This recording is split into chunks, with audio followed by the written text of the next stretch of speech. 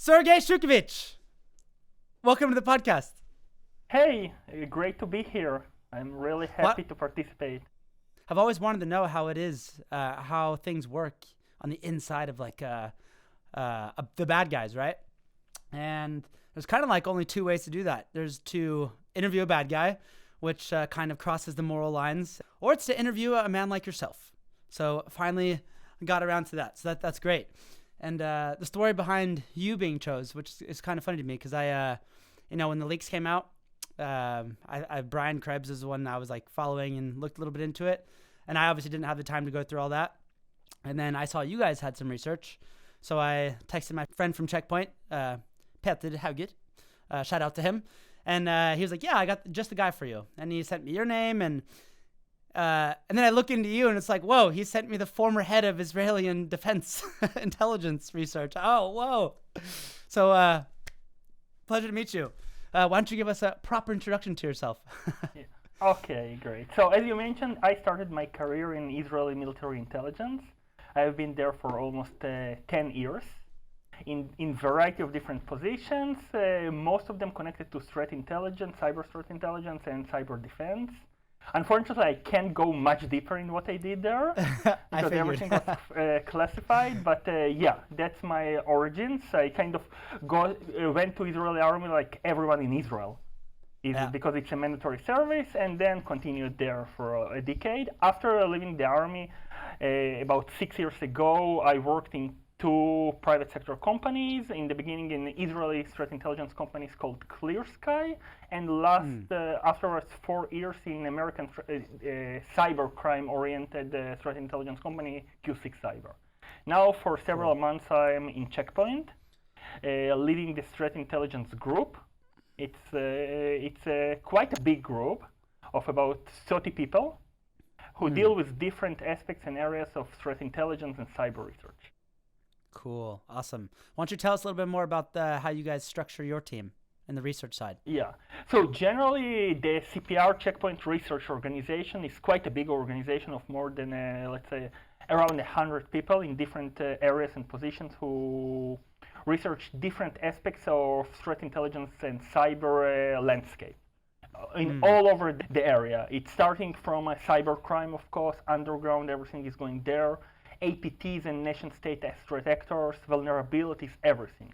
We have a variety of groups. We have also part of our operations are 24/7, because part of our core mission from the beginning is to make the research helpful for our products, to improve our products, to make sure that our products are providing the best coverage to all the latest threats, to all the latest improvements that the other side is doing, the bad side, of course. And that makes sense. That's what you kind of jumped into these leaks when they came out, I guess, huh? Yeah, cool. Yeah, it was a great opportunity to look from inside on how cybercrime works. And why don't you, if you wouldn't mind, why don't you give us a brief introduction to the group itself before these leaks, if you have any insight into that? Yeah. So the group is a very dominant group since 2020 for more than a year and a half now, almost 2 years. It's an Eastern European group. It's I would call it a cyber syndicate. I would call it this way because it's not just a small group of several cyber criminals who combine their effort in doing something. It's an organization. Even before the leaks, it was well known that it's an organization. It just wasn't known how huge and robust the organization is. And they had, at least according to proven publications and knowledge, at least 700-800 victims last years. And each victim is not just a personal machine, it's an organization. Okay. Companies, yeah, it's companies, and it's also a lot of organization in public sector. For example, Ireland Health Service was hit by Conti in the past, and a lot of healthcare organizations and everything. Yeah, and they are they an initial access broker, or are they more than that? They are much more than this. I would call them a double extortion group. Okay. Because they have two main pillars to their activity. One pillar is, of course, they get into the network of the victim using various penetration vectors. That's maybe important to mention. One vector that we know they are having and they are using, and we saw it also a lot in the leaks, they are using other malware families.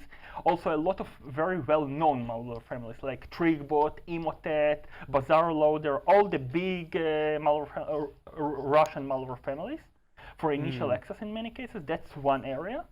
Another, they are using a lot of RDP brute forcing and scanning to identify unprotected RDPs that were not patched or have default passwords in this way. So after they get the initial access, they mostly what they are doing, and it's also relatively known even before the leaks, they are trying to get as much as possible, get out of the network as much as possible sensitive information from the victim. It can be financial reports, it can be PII of personnel of the company, etc. So they can put much more pressure on the victim on their negotiation. After they exfiltrate the information, they implement the ransomware. So it's kind of double threat. That's important to talk about Conti, and I think in this they are not different from many of the recent ransomware groups. That now I think it's the most common phenomena of a double extortion, or even triple extortion we saw. But Conti, they are double extortion. And triple extortion is when you go after the customers of the person. Exactly, yes. When they are calling to the customers, or in some cases they are doing in parallel also a DDoS attack on websites of the company. It really depends. Yeah, it's two types of triple extortion, definitely. They're going to get you where it hurts. Wherever it hurts. Yes. Right? Yeah, those groups are very aggressive. By the way, even in the double extortion, we know that those groups calls to many employees and executives of the victim to try to put more pressure to them. For example, they call to CEO, to different vice presidents, and even to IT personnel just to make more mess inside the company and more pressure. More pressure. Yeah, interesting. Scary. Ooh. So what happened on the 25th of February this year? So, as we all know, on February 24th started the war between Russia and Ukraine. And then, based also generally in our research of the threat landscape, everyone after the launch of the war had to take side. Like in the real world, also in the cyber world. Every kind of, and the same it was implemented also in the cybercrime, that every group or every cybercriminal had to take side. Either against Russia and pro-Ukraine, to support Ukraine, or to support Russia. And what Conti did, they released a statement of a full support of Russia government. I would tell what they wrote. The Conti team is officially announcing a full support of Russian government. If anybody will decide to organize a cyber attack or any war activity against Russia, we are going to use all our possible resources to strike back at the critical infrastructure of an enemy. Of Russia, of course. Yeah. Yeah. And then they turned around and changed it a couple days afterwards, didn't they? Yes. Only a day after it, there was a lot of criticism of Conti and a lot of, I would say, what we can call affiliation of Conti with Russian government after this statement. So a day after, they changed their statement to a bit. They still continued to support Russia, but they changed it. And they told, as a response to Western warmongering and American threats to use cyber warfare against the citizens of Russia Federation, Conti team is officially announcing that they will use our full capacity to deliver measures in case the Western attempt to target critical infrastructure in Russia region of the world. We don't ally with any government and will condemn the ongoing war. Yep. And then what happened? So after this, there was a very interesting, I would say surprising and almost unprecedented leak of the data of this group. A new Twitter account that is called Conti Leaks appeared on February 27th and started to leak a very, very sensitive information of this group. There were, in the beginning, there were a lot of rumors who is this person, who is behind it. Some thought in the beginning maybe it's one of the members of the group who is just pro-Ukraine. Because as we know, mostly, at least in Eastern Europe, the cybercrime doesn't have real borders. The same group have members from Ukraine, Russia, Belarus, Moldova, and other countries.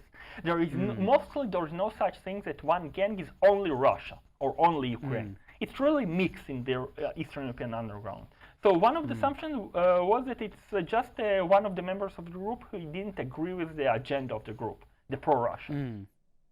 Yeah. But a day or two afterwards, it was figured out, and this Twitter account also mentioned it, and some other journalists, that it basically was a Ukrainian researcher who had a very good access and was able to penetrate inside Conti group and servers of the group. He had a very good visibility, and he, what is called in intelligence slang, burned his access to disrupt the group's activity, or he thought he will disrupt by this. Yeah, well, that's very ballsy of him to do. Yeah, definitely. Did his identity ever get do people know who he is? No. It's a very good question, but no. He tried to make himself, I would say, anonymous. I think he also a bit afraid that someone will try to hit him. Yeah, of course. Yes. There's a lot of people with money and power behind that group, I'm sure. Yeah. So let's dive into the structure of Conti. So you have it listed there in this very nice report that I'll of course share with the listeners afterwards. But they're kind of like a normal company, right? They have all these different organizational types that we're used to. Want to go through those a little bit? Yes. So in our report and research that, by the way, was done by several people in the group, it was a big effort. It wasn't an hour-to effort. That's to be mentioned. It's interesting because generally the data include more than 400,000 messages.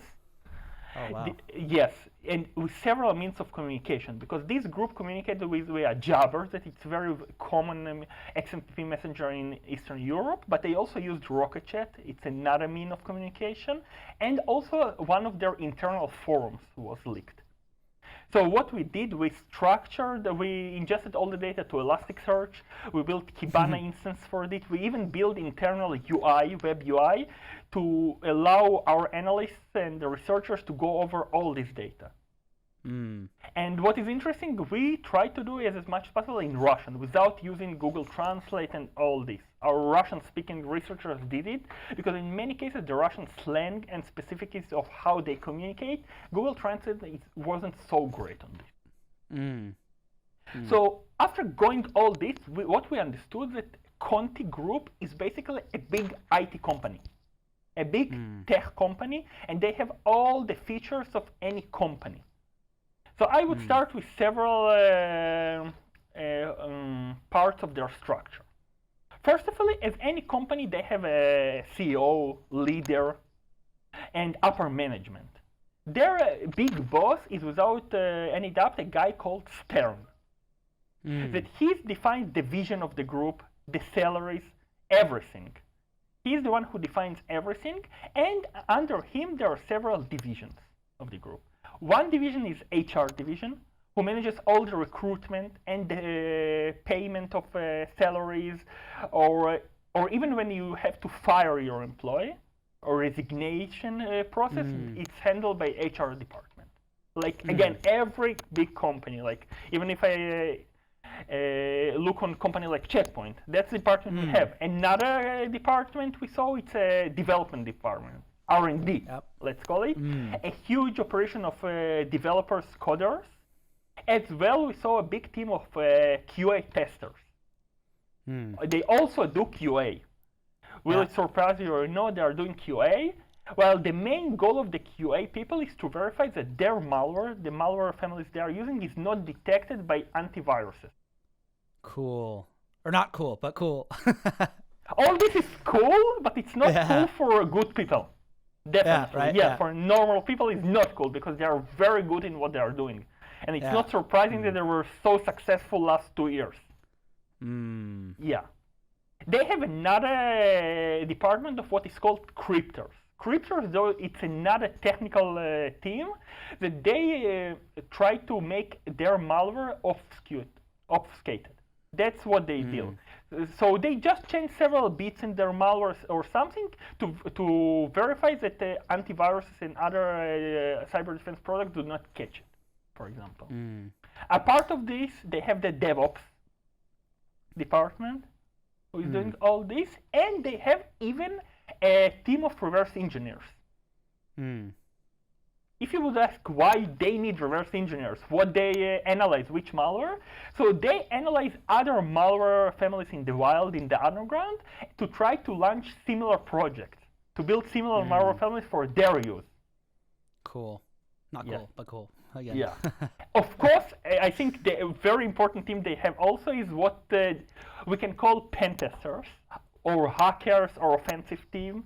That's maybe the core team. In the end of the day, they have tools, they have ransomware, they have HR, but someone has to hack the networks to make to use the Cobalt Strike and other tools inside the network to get better permissions in the network, everything. So they have a huge team of pen testers that mostly they work by very defined playbooks, by the way. And they have, I think the last team that was mentioned is OSINT specialist and negotiations specialist. They have a big OSINT team, open source intelligence team, that try to gather as much as possible information in Google, in open source, about their victims. And the negotiation people, they are those who are doing the negotiation with the victims in the end of the day, because the goal of this team to get as much as possible money from the victims. So that's really, in the nutshell, a structure. As you see, a robust structure of a real company. In total, they have more than 100 people. They have, it's a funny thing, they also have what they call, in their slang, team leads.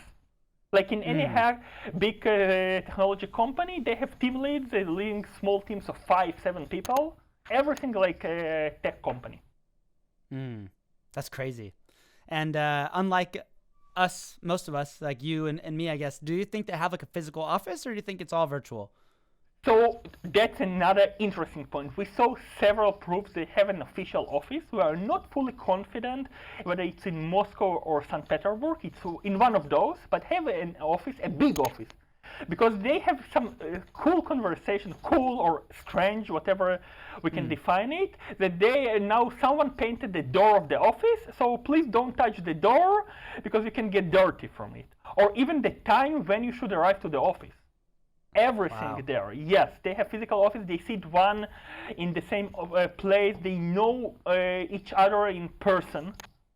That's something that I think will surprise many of the listeners. But those guys know one another in person. They meet. Yeah, well, that's crazy though, because like I know that. I mean, I want to get to the recruitment process and stuff, but like, are they comfortable with? You know, like in the movies, right? You can never leave the gang. You can join the gang, but you can't leave the gang. Is that kind of like that there? Has anybody quit and just been able to walk away? So I think here we get to maybe the most surprising point, or one of the most surprising points that we got from all this research. That most of, or many of their employees, especially the coders and many of the pen testers, don't know what they are doing. They don't know that they are working for a cyber syndicate. They think they are doing something legit. And it's part of the trick of this group that everyone knows only very tactical things they are doing. For example, the coders. I will give you a funny example. One of their coders, his nickname is Zulas. He's the developer of the backend of Trigbot, the huge malware, the well-known malware. But when in one of the conversations, one of the leaders of the group mentioned the name Trigbot, the abbreviation of Trigbot, and Zulas even didn't know what does it mean, Trigbot. He thought he's developing some ads analytical system. Wow. Yes. So those people even don't afraid or don't understand. They also in the beginning question why they have to use VPNs, for example. Yeah, because they need to take care of OPSEC as well, obviously. But yeah, it's almost like hard to believe. Like if you're a part of, you would think that whoever's responsible for TrickBot would be super duper almost proud of their work, right? Because I mean, as bad as it is, but it's a very successful tool, I guess, and if I'm allowed to use that phrase. Yeah, I would say maybe some of them even imagine what they are doing, but they prefer not to know or not to talk about what they are doing and not to even think that they understand what they are doing. It's pretty convenient for them to think they're just working for a legit company, getting their salary in the end of the month, and that's all. And they are not involved in cybercrime, and they are not in the list of the wanted of FBI or Interpol. Yeah. So do you think, we're going to like bonuses? I read somewhere in a report that they were like, so I'm guessing, I know for a fact that the negotiators and the business people, right, they're probably getting bonuses based on something, the leaders, the team leads, but maybe, I guess, obviously you're not going to get how is the payment scheme for this group work? Yeah. So as you mentioned, the negotiation team gets some percentage from every payment, yes, from the victim. It's between 0.5% to, in some rare cases, 2%. It's not a bad salary also. 2% from some payment of $1 million or something like this. Yeah, it's not a bad, especially for Russia or Ukraine, where the average salary, even before the war, was $400 or $500. We should remember it. Those are the average salaries in those countries. But most of other employees, they get a regular salary of around $2,000. I know that I think most people imagine that the cyber criminals behind Conti, Trig, but Emotet get tens or hundreds of thousands. They are billionaires. And yes, some of the bosses, I guess Stern, the big boss, gets millions. And some of the people, they're definitely are very rich people. But the regular developers or regular pen testers that work by playbooks, they get a very specific salary. And we even saw that they had some discussions that they can't afford themselves to buy a better laptop. So it's a very top-down organization, this sort of organization, yeah. But I guess at the end of the day, I mean, Stern, the people at the top there, they had to go through a lot to get that money whitewashed out and money laundering and Bitcoin and all that sort of stuff, right? It's not like send money to the bank and then you pay out your people, right? Yes, yes, definitely. There are a lot of, let's clearly call it dedicated money laundering services in the underground. That the only thing they are doing, the laundering money, and their focus is to get Bitcoin or Monero or other cryptocurrency and provide an option for people living in Russia or Ukraine to get this money via other means. For example, prepaid cards of Russian banks.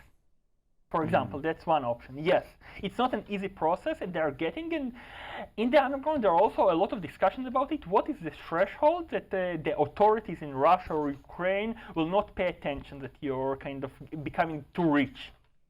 Because it's also What else did you find interesting about this, the structure of the company? Is there anything else that stuck out to you? Yeah. So if we are talking about all the part of compensation and salaries and everything, so they have something that I would say technology sector doesn't have, and those are punishments and fines.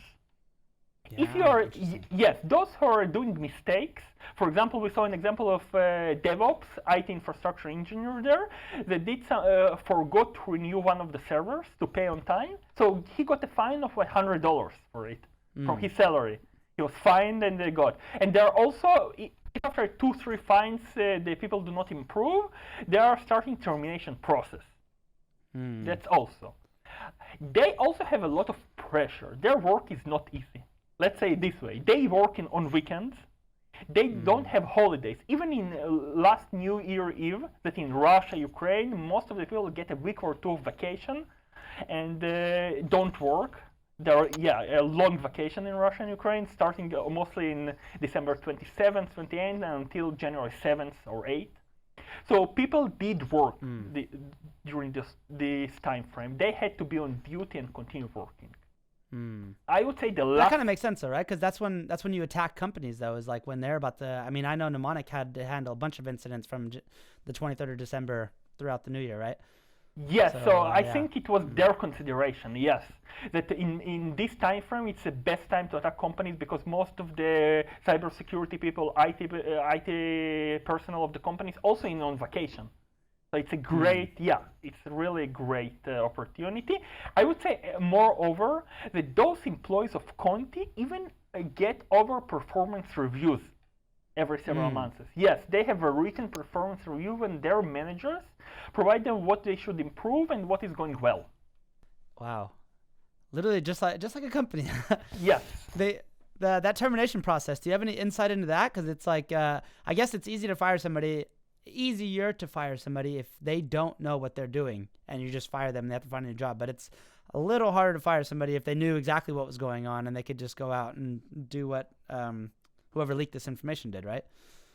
So I think they are not going very quickly to termination processes, and when their employees start to understand what they are doing, that they are doing something non-legit, they provide them raises when it's possible. So they will kind of close their mouths and continue working.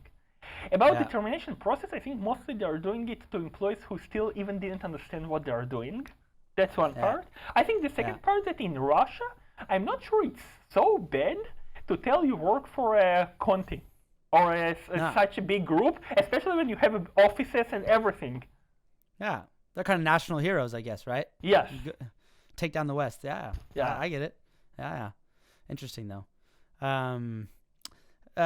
Just to go back a little bit, maybe perhaps a bit out of order, but who cares? When you said the people that were doing reverse engineering and trying to evade detection from all these all the EDR tools and stuff out there, do you think that, like, you work for Checkpoint, I mean, you guys have an endpoint product, right? So yes. Do you think they actually just have licenses for all these different companies, Checkpoint, Palo Alto, CrowdStrike, and they just sit there and test their stuff on them, or? So we saw some hints, and it's something very common that those cybercrime syndicates and the big ones use third-party companies or fake companies to buy licenses to legitimate solutions, generally. I will give you an example even more interesting about CobaltStrike. That even for legitimate companies, in some really legitimate companies in cybersecurity area, it's in some cases not so easy to buy a license for CobaltStrike. But in the underground, there are dedicated vendors who sell licenses for CobaltStrike. For example, it's not cheap, by the way. It's $40,000-$60,000 per license, even there. But so we saw some hints specifically about Conti that they are getting licenses to some of the cybersecurity solutions to test their product or malware, in other words, against those solutions. Yes. And then I'm just guessing, like, I mean, a lot of those vendors will have, like, if they were to test the malware, it'd be the first time they saw it. And if they're uploading that information in their cloud, then that's the first time seeing it. And they probably have ways around that, I guess, then? Yes, I think in most of the EDR solution, you can limit what you upload or send back. Yeah, so, exactly. Yeah, so those guys in Conti and similar groups are really great professionals, unfortunately. I think if they weren't born in Russia, they would have worked in the top tech companies in the world, in the US, Europe, Israel. Most of them are very strong cyber R&D professionals, and they unfortunately know what they are doing. Yeah, it's really fascinating, the fact that they and you said that they've been operating since 2020 at least, right? So they've been at this for a while. Yeah, and obviously evading detection, at least getting the job done. Yeah, you know, it's not there the evading detection. It's kind of a cat and a mouse. The security solutions improve the behavior detection, everything, and they improve their product. I call it product, the ransomware, from their side, and then cybersecurity try to detect it, to try to get as much as possible intelligence, try to have preventive intelligence. I think that's the key, to understand what they are doing, Conti Group, before they're going in the wild. So what do you think, what effect did this have on them as a group, all this getting leaked? Because now, I mean, there's no hiding. It's pretty difficult to hide now. Yeah, so I think it was an interesting effect, a dual effect, I would even say. On the one side, we saw clear indications that they wiped all their servers after the leak, and some of their operations were obviously damaged and stopped. But unfortunately, they continue to operate. And even 4 or 5 days after the leak, we saw more and more new victims appeared on their shame website. And during all March and April, the victims continue to appear on the shame website.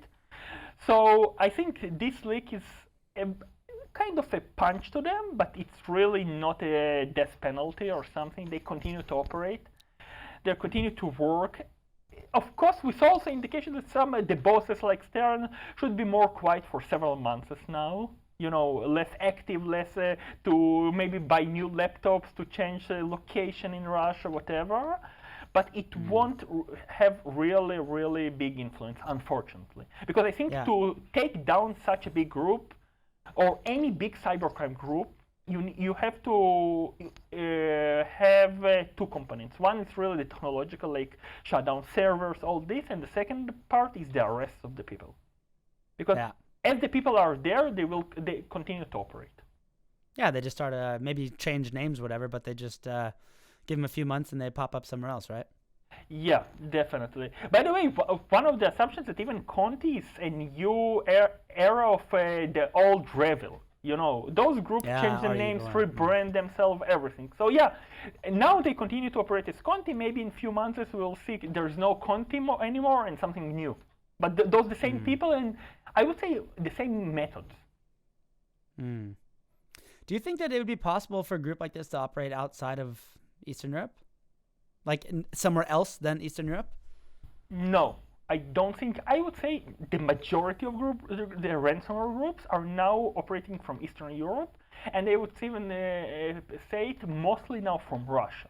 Because we did see one kind of small wave of arrests of ransomware affiliates in Russia in December, January, but it's really a small one, something unprecedented that I guess now with all the relationship between Russia and the West, it will not continue, the arrests. No. Yeah, I will be very surprised if we see more arrests in Russia. But in countries like Ukraine and other Eastern European countries, we see a lot of arrests and a lot of cooperations of local law enforcement organizations with the FBI, Interpol, and other European law enforcement. We do see. So so the majority is Eastern Europe with the emphasis on Russia. Again, there are random ransomware vendors and people in the US, in China. Yes, it does exist. But I don't think it's possible now to build such syndicate with physical offices in Norway. Think about it. I don't think it can happen. That would not happen, no. Yeah, it will be very strange if you find the office with 100 hackers in Oslo or in New York in the US or something like this. It will be very surprising. Yeah. That would be a very undercover operation if that was the case. Yeah. So what are you going to be, what is your team going to be looking into moving forward? Anything along these lines of Conti, ransomware? Like what's if you look into your crystal ball, what do you think you're going to be looking into in the near future? So we are kind of tracking Conti and everything happens because Conti continues to operate. They improve their product, and again, continue to call it product.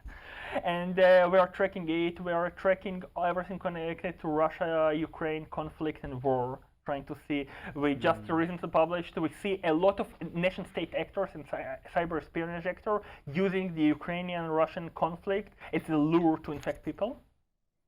We see a lot of, there are cyber criminals, of course, but also nation-state actors, including, for example, Iranian use it in Israel to infect Israeli companies with Ukrainian-Russian conflict, and there is a lot of going on. I think this leak was unique, but it's not changing the ecosystem. The ecosystem continues to go forward and to be more and more advanced. How do you think these sanctions? I heard on the Cyberwire, the daily podcast I listen to every single day. They said that these sanctions were actually making it hard for the criminals actually to get their money out. Is that something you've seen? It makes it more difficult, yes, because the flow of Western money to Russia it generally becomes more difficult. But I think it's worth mentioning a bit different aspect of everything going in Russia on the Russia tech specialists. My perception is that as more and more Western technology companies stop their activity in Russia, there are more technology and R&D specialists in Russia who are unemployed now. Yeah. Okay. So they have people out of a job. Yeah. So they have two types of paths now. One is to leave Russia, and we do see a lot. One of the predictions I heard that just in April, 75,000 IT and development specialists will leave Russia. I saw some predictions, yes. But my expectation is that many of them also will go to the dark side now. That we'll see, because those people still have families, they have to bring some salary in the end of the month. They have Mouths to kids. feed, yeah. Yeah. So many of them will go to the underground. That, unfortunately, I expect to see more and more people that were on the white side, on the good side, now will go in Russia to the black side. Yeah. Wow. Or they'll leave Russia. But yes, they, that's another option. Yeah. Interesting. Do you have any closing thoughts? It's been a really interesting conversation. My head is all over the place. Oh, I think it was. Thank you for having me, and it was great to share the insights about Conti. Yeah. Well, thank you very much for taking the time to be here with us today, and I'm looking forward to the next big leak or something, and I'm going to have you right back on if you don't mind. Definitely. Thank you. Take care until then. Ciao.